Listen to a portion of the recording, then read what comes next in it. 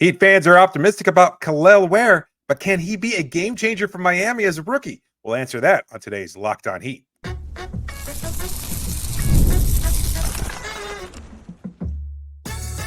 You are Locked On Heat, your daily Miami Heat podcast, part of the Locked On Podcast Network, your team every day. All right, welcome to Locked On Heat, your everyday podcast on the Miami Heat. Whether you're tuning in on YouTube, Odyssey, or your favorite podcast app, thanks for making Locked On Heat your first listen every day. I'm Wes Goldberg, editor at allyoucanheat.com, here with David Ramil. Both of us are credentialed Heat media members. The best way to support the show is to leave a 5-star rating and review on your podcast app and subscribe on YouTube. Leave us a comment. Do you think Kel'el Ware should start alongside Bam Adebayo on day one? A reminder that now through September 22nd, all FanDuel customers can bet $5 and get a 3-week free trial of NFL Sunday Ticket from YouTube and YouTube TV.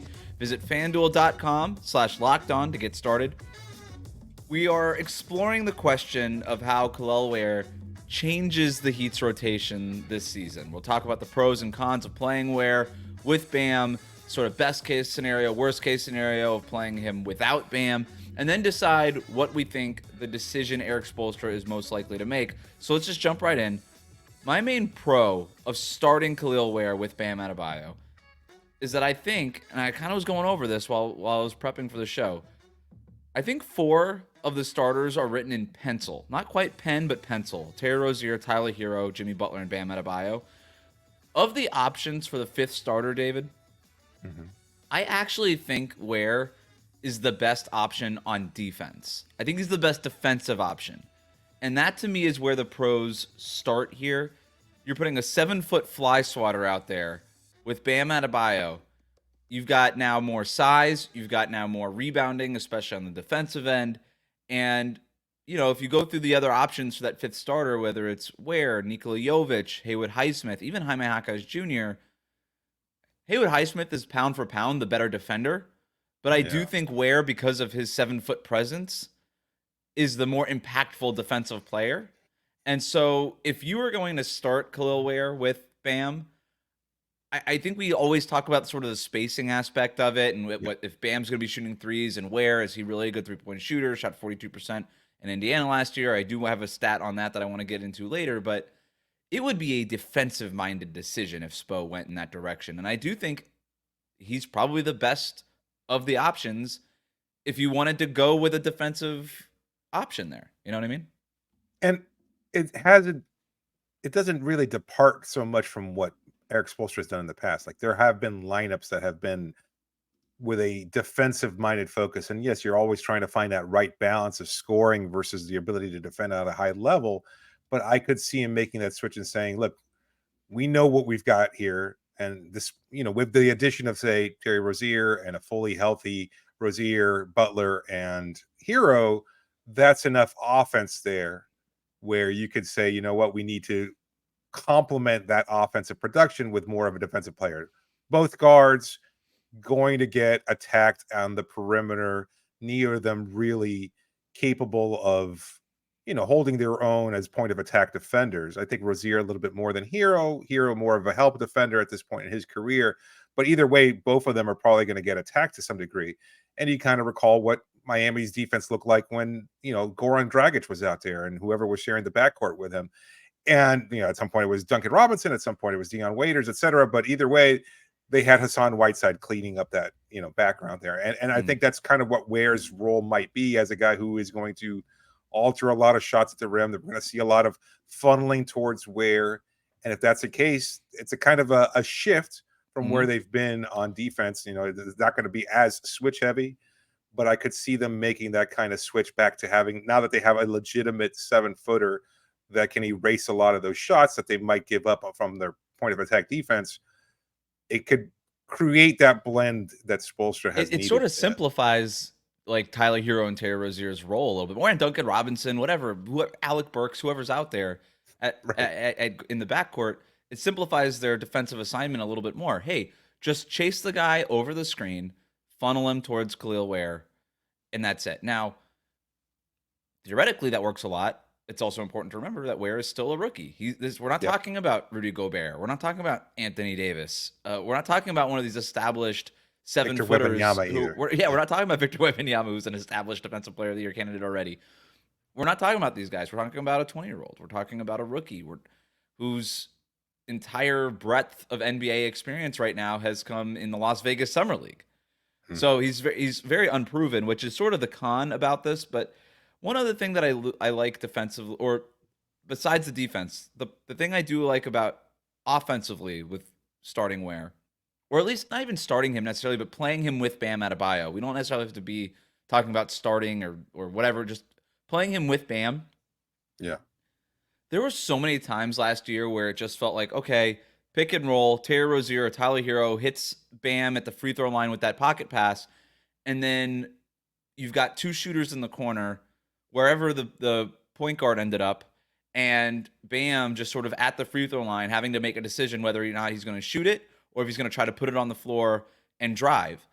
And I thought there was a lot of opportunities last year for somebody to be behind the defense, like in front of Bam at that free throw line as a lob threat to open up a third option where Bam can then on the short roll throw it up over the top of the defense for a lob. But because Bam was the biggest player on the floor and oftentimes also the most athletic guy on the floor, nobody was really that lob threat. And I think if you start Ware and you kind of just place him in that dunker spot and run the same basic scheme, right, where you have Ware in the dunker, you have Bam and Terry Rozier, for instance, running a high pick and roll, and then and then Rozier hits Bam with that pocket pass. Bam on that short roll, if the defender is playing up, he could just throw it right. If it's Brook Lopez, if it's Jared Allen, if it's the bigger centers that he has a hard time with getting the shots. Where cuts to the basket along the baseline, etc. Exactly, and it's an easy lob, and it's similar to what Draymond was able to do with Andre Iguodala during the dynasty years. Like the signature play of the Warriors dynasty was Draymond just sort of lobbing it up, other than Steph just going off for 3-point range. Draymond lobbing it up for Iggy. I think that could be something similar where Bam just sort of lobs it up for Kel'el Ware, and it just felt like that was missing in Miami's offense, and that could just be another extra something for them. You could run like elevator doors at the top of the key there with Rozier running the point or Hero running the point. You can have either Ware and Bam there. Bam, another screener. It's very important. Bam is the sole screener in the offense as a big man, I should say. The guards, and Bam could flare out to beyond the perimeter to give them a kind of a 3-point. You could run it with a shooter if you want to, but you can have multiple screeners there, and then Ware kind of cuts to the basket and it's kind of pick your poison. Do you go out to the 3-point line? You can confuse everybody, and as long as Rozier is able to make that pass, he has a number of different options. It's just a way of incorporating his size, providing vertical spacing, providing a threat that just hasn't existed on Miami's roster for the last couple of seasons. It's not an indictment on anybody that's been on the roster. It's just you've got somebody with legitimate size who is a lob threat, and I don't think they've had that for quite some time. In terms of the cons, the spacing would be an issue. We talk a lot about Kel'el Ware and even Adam Simon after the draft. He's a willing 3-point shooter and all these things. Shot 42% in Indiana last year, but on a very small sample. He basically took 40 3-point attempts. That's nothing. Like that's not enough to go off of here. But if you kind of combine his last 3 basketball years, first year at Oregon, his sophomore year in Indiana, and then this summer league, you get a little bit over 100 total 3-point attempts, which is obviously a much better marker. Once you get to about 100 3-point attempts, that tends to be more of a representative sample. And when you get to that, he's been shooting 32% from 3-point range. So a lot worse than the 42% that you keep seeing everywhere pop up on that small sample during his lone season in Indiana. 32%. That is not good from 3-point range. It might be good for a center, but it's not good when you're talking about spacing the floor. That's a percentage worse than what Josh Giddey shot last year from 3-point range. And he was played off the floor in the playoffs because he can't space the floor, because nobody respects him from 3-point range. Nikola Jovic shoots 40% from 3-point range last year. Haywood Highsmith shot 40% from 3-point range last year. Jaime Jaquez shot 32%, but we expect that to tick up going into his second season. So of all the options in terms of that fifth guy, if as much as playing Ware might be the best option defensively, I think my opinion is that it's by far the worst option offensively. If you're just talking about floor spacing, and when you're building an offense around Jimmy Butler and Bam Adebayo, I know Bam's experimenting with the 3-point shot. We got to see it for a longer stretch in the NBA. Like when you're building an offense around Bam and Jimmy, everybody has to be able to space the floor. Otherwise, you end up just getting really cramped, and we've seen the results of that in Miami over the last couple of years.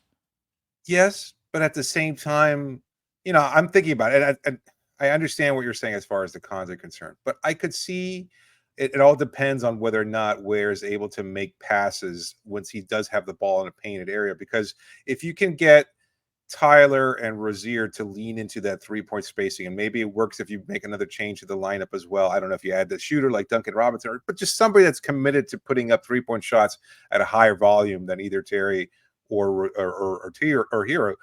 And if that's the case, if Ware can make those passes out there to kind of space that floor out a little bit, I think it provides a little bit of that balance on offense that it has been missing for a long time. You need to be able to have somebody.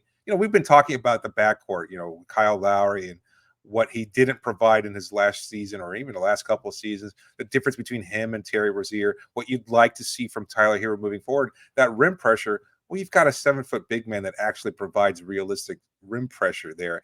It's a matter of finding that balance between being able to attack the rim at a high level and then now being able to space the floor competently. So whereas Ware does provide some limitations offensively, at the same time, as long as you can get his teammates or whoever he's sharing the floor with to buy into that idea of being committed to spacing the floor, it might work out. But then are you asking Bam to space the floor more, where it's cool?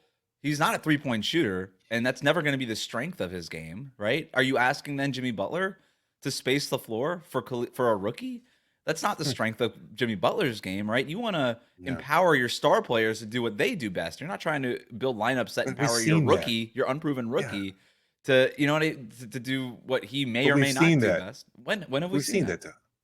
No. We haven't seen that from the rookie. I'm saying we've seen what a Jimmy Bam centric offense looks like, and it ain't pretty. Well, it might be time for something better. It's going to be better than the rookie led offense. I'm just saying. I feel comfortable in that.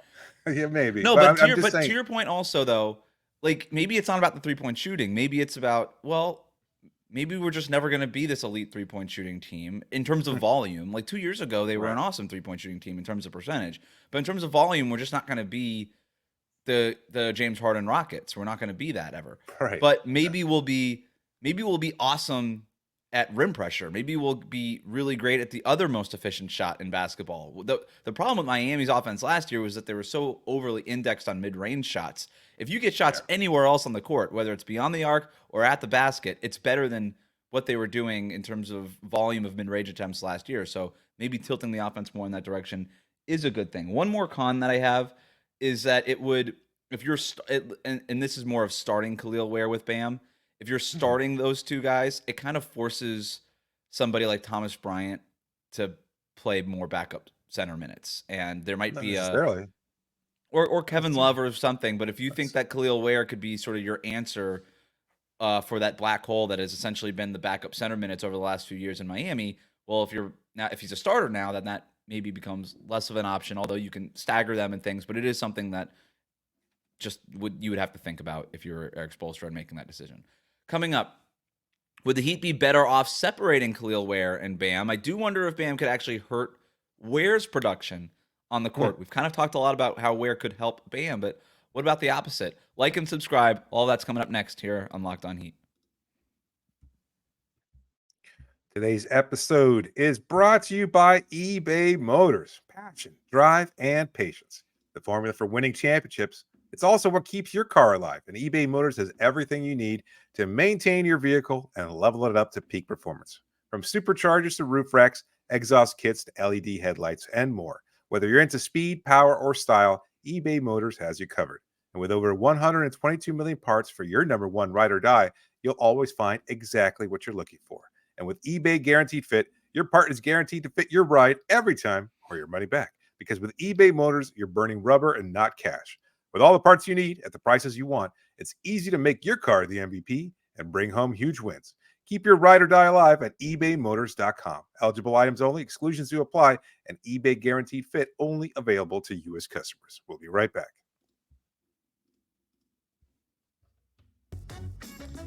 Thank you for making Locked On Heat your first listen every day. For your second listen, enjoy the Locked On NBA podcast. There's no offseason in the NBA, and Locked On NBA provides daily basketball analysis From national and local experts in 30 minutes or less, no one keeps you as informed and entertained as Locked On NBA, available on YouTube or wherever you get your podcasts, part of the Locked On Podcast Network, your team every day.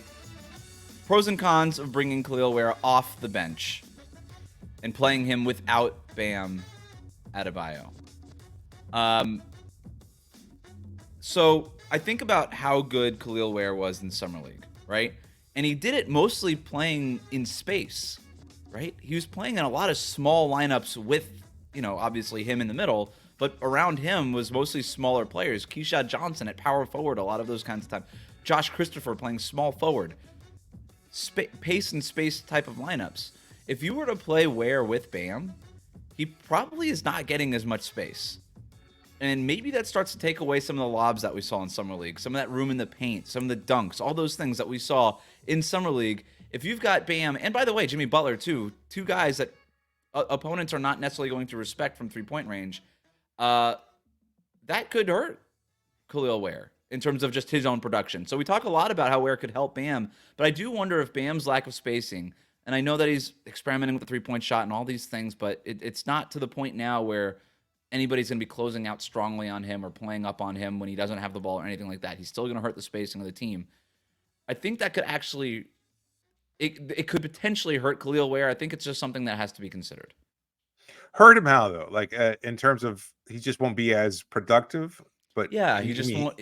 Yeah, offensively, he's just not going to have as much space in the paint to do the things that he does well, which his elite skill right now is dunking.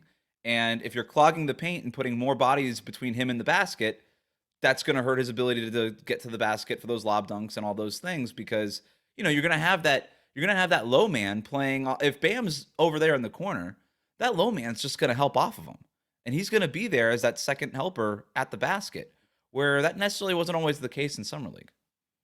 Do you think Jimmy and his uptick last season, as far as three-point shooting, not a career high, but still more than he had in the previous few seasons with Miami, do you think that's going to be something he continues to put up regularly? Is it going to be up from 2.4 attempts per game to, I don't know, 4, 5? 4. Yeah, I think we'll see more threes from Jimmy as he ages, and I think we'll see more. I think we'll see about 1.5 3-pointers per game from Bam. That's fine. They're all open. Jimmy Butler's 3-pointers are open. Bam's 3-pointers are all open. They don't create space. There's a difference between making 3-pointers and creating space for your teammates. Sure. And Jimmy and Bam don't create space for their teammates. Right. But you do have a player who does, and Duncan Robinson, who still has elite level gravity, and he's coming off the bench. Yeah. Tyler Hero, Terry Rozier, those guys do create space. So you'd have to play those guys, I think. I mean, would you have to play all three of them in order to create the necessary space around Kel'el Ware and Bam Adebayo? Yeah, well, we know that's not going to happen either. Right, and defensively, it's not viable. So I don't know. That's the one thing I'm thinking about, is the other version of this, because we always talk about how Kel'el Ware helps Bam, but not necessarily about, and all of it's theoretical, obviously, but not necessarily about what does Kel'el Ware need as a rookie? What kind of support does he need on the court? You can also argue, like, offensively, there's limitations. Defensively, you can obviously argue it's great. There's plenty. You play him with Bam, and he's got this amazing defensive support. I'm not saying you can't do it. I'm just saying, like, it's a thought exercise. It's something to consider. You're sacrificing a lot of the offense production, but you could be doing it again, just kind of leaning into the notion of him being a defensive complementary player, like the same way, to go back to the last time Bam played alongside a legitimate big in a starting lineup, it was Myers Leonard, and his role was not as a defensive player. Obviously, it was as that space, that spacer, the guy who was going to be out in the 3-point line and have a lot of those open looks. This is kind of the reverse of that, where it's like, we know that it's going to be an infringement on what you both do offensively, but we're willing to sacrifice that, knowing that you've got other guys who are going to be capable of putting up points at a higher volume. It sounds like it could work, and at the same time, it sounds like it could be a complete and total debacle. And I'm not sure where I fit in that spectrum too, because it's a pretty wide range. I love the idea of it. I mean, if you kind of tilt the offense to the point where you've got 25 points per game from Rozier and Hero, and another complimentary 20-something points from Jimmy Butler, it doesn't matter what Bam and Ware are producing offensively, because they will get their points, and it's just not going to be enough. at the same time, now you've got to shift defensively. It could really make things different, but not necessarily better either. I don't know. I'm Well, excited about the prospect of Ware, but at the same time, his fit could work, and it could also Well, not let's talk work a at the little bit same time. more about sort of the fit off the bench then for Ware. So if Yeah. you bring him off the bench and you play him without Bam, you can sort of tailor that second unit around Kel'el Ware and whatever ball handler you kind of nominate as the sixth man, whether you're separating Terry Rozier and Tyler Hero, staggering Mhm. them, whether it's Duncan Yeah. Robinson, maybe it's Jaime Jaquez Jr., the way we talked about a couple episodes ago. And you can play that kind of lineup that Ware thrived in summer league, right? You could Right. play him in that kind of lineup. I think it would improve the minutes behind Bam that have been such a problem for this team over the last couple of years. If you could shore up those minutes, and it's not every time Bam leaves the floor, you're losing those minutes, and now you have to play catch up when Bam and Jimmy Butler get back on the court, then that obviously helps you win games. And you could still find times, over the course of the game to play Kel'el Ware and Bam Adebayo together. Maybe it's a couple of overlapping minutes in each half. You could still close games if it's a really good Kel'el Ware game. You could still close games with him out there with Bam, like whatever. You could do all those things depending on the matchup. But if you bring him off the bench, at least to start the game, it does allow you to tailor make those second units in a way that supports Kel'el Ware still, but might get rid of some of those offensive limitations that we were just talking about. And plus, I think, David, the biggest pro of this is patience. Patience with Kel'el Ware. I think that's a really important thing. I don't think you want to throw him into the fire necessarily. He's a rookie. We even saw with Derek Lively last year for Dallas. He was this awesome rookie that they found. He's their Jaime Jaquez, right? Like this guy that helped them get to the NBA Finals. He came off the bench every game in the playoffs.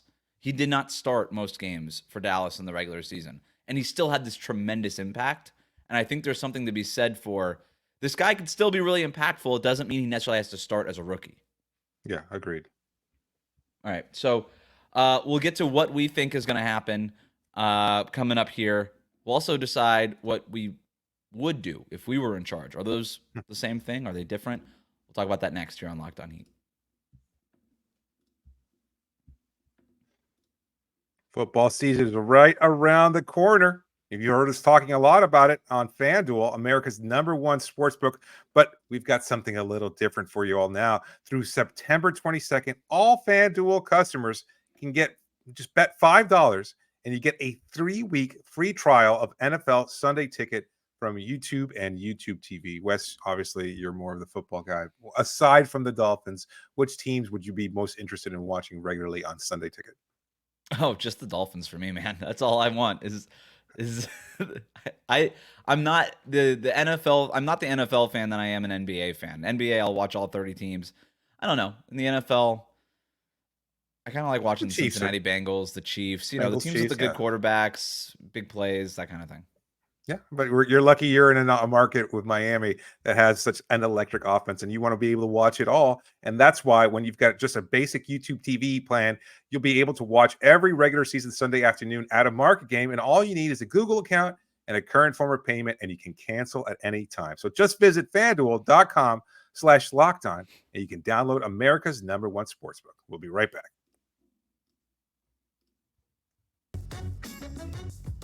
Thanks for making Locked On Heat your first listen every day. If you're new to us on YouTube, hit that subscribe button. You can also follow us on your favorite podcast app. All right, 2 questions for you, David. You can answer whichever one you want in whatever order. What would you do if you were in charge? What do you think Eric Spoelstra does on opening night? I think it's the same answer, so I'll just say it that way. I think Spo is not going to start Ware right away. I think, look, Lively did start a number of games, even after the acquisition of Daniel Gafford at the trade deadline, and he was fine in that role. He actually suffered an injury eventually that kind of took him out of the rhythm for a little bit, but by and large, he was a starter. But they didn't have any other options. Maxi Kleber got hurt. I can't recall who their other center option was, but it wasn't exactly ideal Dwight Powell. at the start of the season. Oh, Dwight Powell, exactly. So they were perhaps worse off than Miami was in many ways in terms of their center options. Yeah, they hadn't even traded for PJ Washington yet. Right. Whole big They were man undersized. rotation Yeah, exactly. But they had Luka, and that makes up for a lot of your faults. at the same time, while I'd love to see, and I'm growing more excited about the idea of Ware, and I love the idea of him being an impactful player.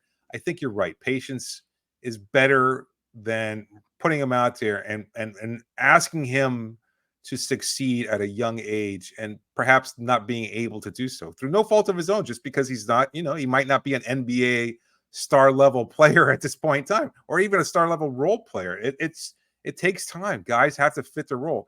And I'm optimistic mostly because I think he's going to continue to do the work, and I think the coaching staff is going to work with him, and I think they're going to be able to get a lot out of him. But at the same time, I just don't know that Eric Spoelstra, he's never cared about that. Like, Bam Adebayo sat on the bench for 2 years, and he had, I think, probably more potential than Kel'el Ware does. And while Ware fits an obvious need, I also don't think that Spo cares about any of that because he can lean into any other option.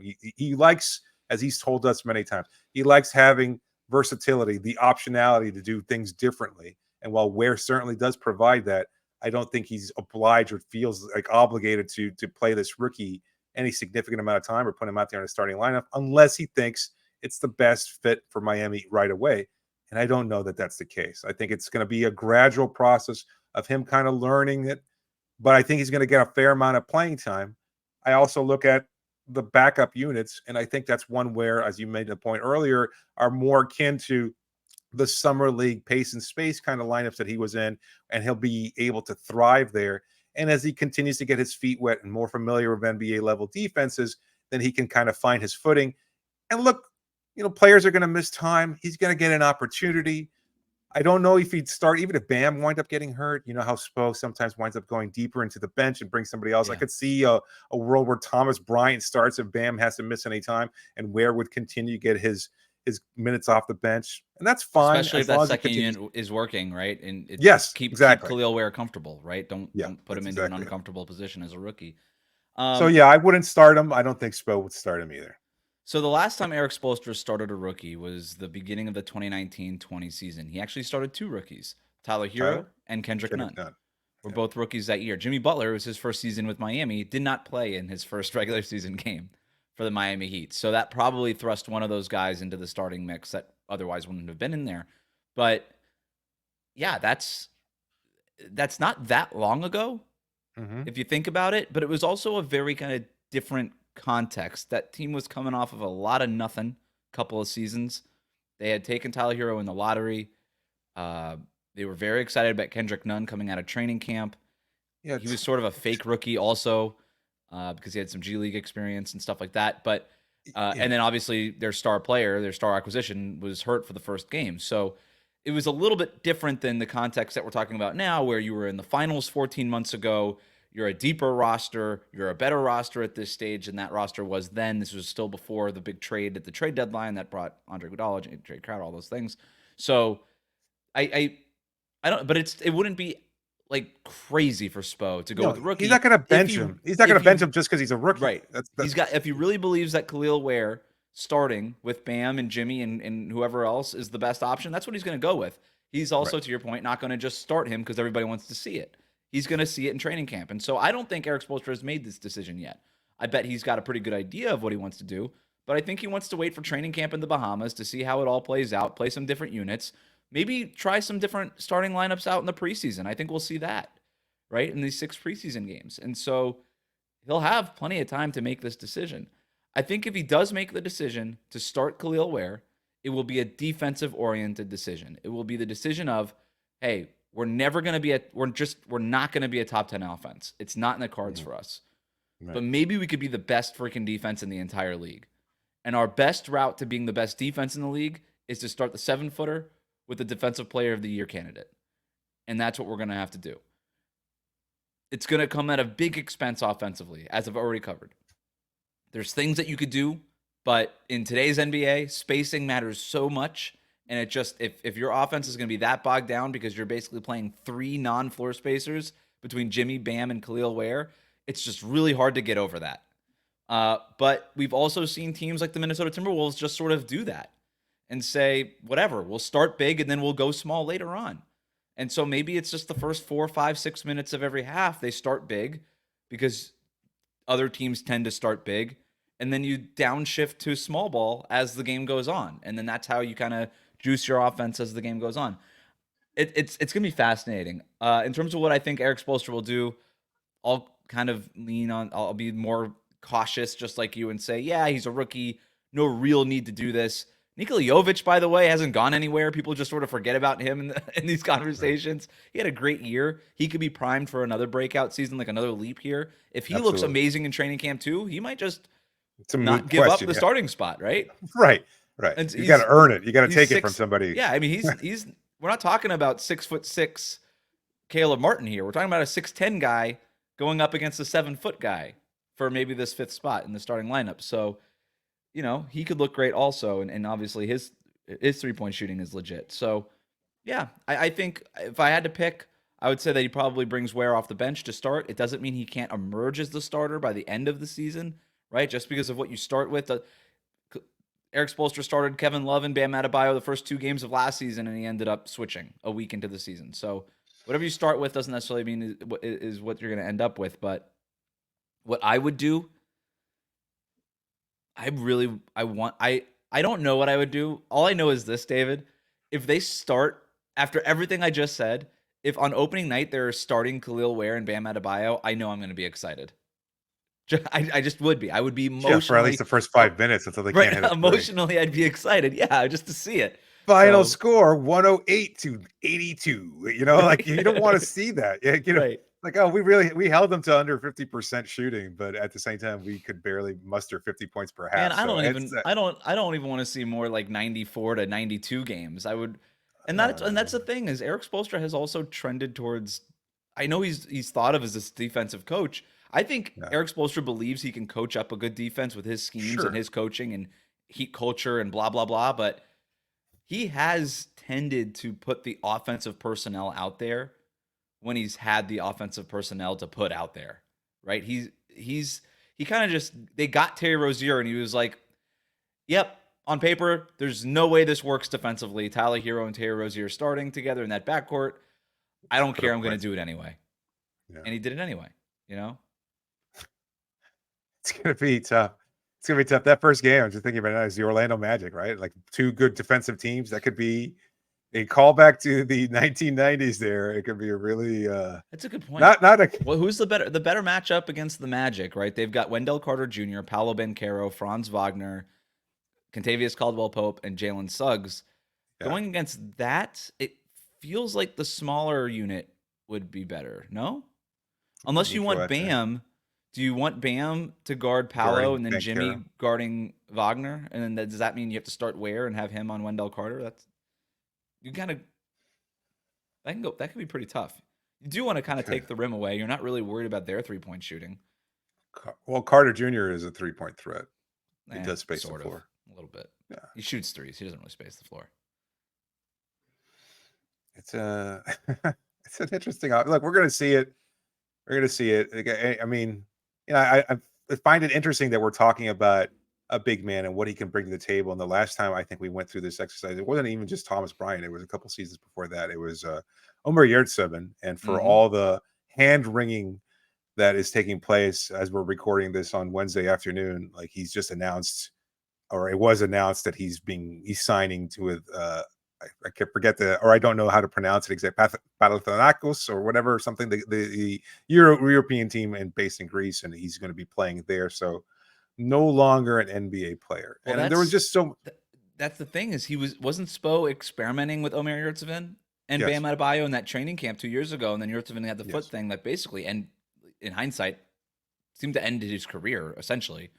For all intents and purposes, he kind of floated around for a couple of years, but now he's in Greece. So he's experimented with Kevin Love and Bam Adebayo together. Spo has tried to play 2 bigs at the same time. He has been desperately trying to do it. He liked playing Kelly Olynyk with Bam, Myers Leonard with Bam. He really did. Kel'el Ware is the closest thing he's had to that, and he's obviously an elite athlete compared to those guys. He's the ceiling is higher compared to those guys, at least at the stage that they got them in. But. So I wouldn't rule it out. I know Spo has this reputation for being a small ball coach. I think he's been trying to play big for forever. He just hasn't had the personnel. Yeah, He's been it's having just to do it with these like undrafted Omer Yurtsevins and Orlando Robinsons and Thomas Bryant guys, and right. he's finally got a first round talent to try to do it with, but he is a rookie, and so I think the vision is for these guys to play together. I just don't know if we see it right away, We'll find out. and we'll find Find out. out media day. I can't wait to ask him about what he envisions from the role from Kel'el Ware. I'm sure he'll be very straightforward with you and say, "Yep, I'm going to start them on opening night." David, I'm glad you asked. I was just waiting for one of these reporters to ask me. As always, I just give away all my secrets willingly. I'm not paranoid at all. Don't worry about it. Right. He's gonna give out to the opening day lineup right away. I'm sure it is. I mean, He won't give up the opening day lineup until when will we know the opening day lineup? Will it be the 30 minutes before tip off and the social media tweets out the starting five? That's going to be absolutely 100%. 100%. And it could be a complete departure from everything we've seen over the course of the preseason too. Like even if he had the same starting lineup in preseason, he'll just change it for reasons that we can't begin to fathom because gotta keep them on their toes. You never know what's gonna happen. Guess what? Pelle Larsson starting. What? Why? I don't know. You earned it. Why not? Why not? Thanks for making Locked On Heat your first listen every day. Like, comment, and subscribe on YouTube. Follow us on your favorite podcast app.